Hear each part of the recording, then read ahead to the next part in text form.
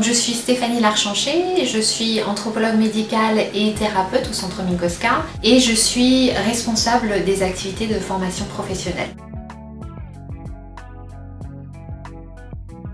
Cela fait de nombreuses années que je mène des recherches sur cette question de l'interprétariat et ces recherches elles montrent que c'est un sujet qui préoccupe aujourd'hui tous les professionnels.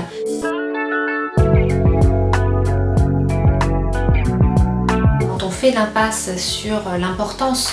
d'une bonne communication, que ce soit avec un usager ou avec un patient, on court le risque de perdre le lien avec la personne, de sous-diagnostiquer, de sur-diagnostiquer.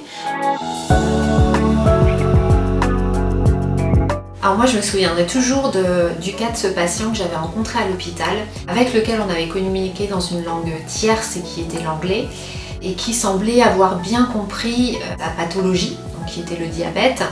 le traitement à mettre en place pour y répondre et surtout l'importance pour lui de suivre un régime alimentaire adapté à sa pathologie. Il faut savoir que ce monsieur était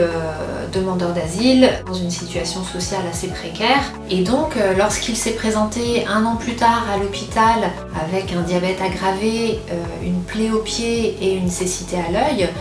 la soignante, donc la diabétologue en l'occurrence qui l'avait vu au premier entretien, s'est rendu compte qu'en réalité la communication n'était pas bien passée, qu'il n'avait pas bien compris l'enjeu du diabète et surtout que le traitement et le régime alimentaire qu'elle lui avait proposé était complètement inadapté à sa situation sociale. Et ces éléments et de l'incompréhension au niveau de la pathologie et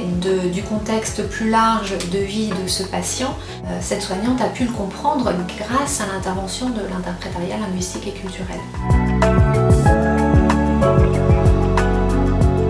Un outil important non seulement dans la relation à l'autre, mais c'est un outil qui permet dans les trajectoires d'accompagnement et de soins de prévenir un nombre de problèmes en termes d'errance thérapeutique, de parcours de soins, de parcours scolaires qui sont un véritable enjeu pour les individus au niveau de leur bien-être et de leur réussite et de manière générale de leur intégration en France dans le contexte de la migration.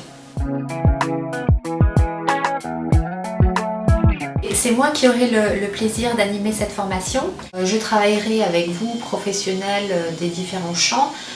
des situations que vous aurez rencontrées, à partir desquelles vous pourrez vous projeter, vous, concrètement, dans ce travail d'échange avec l'interprète.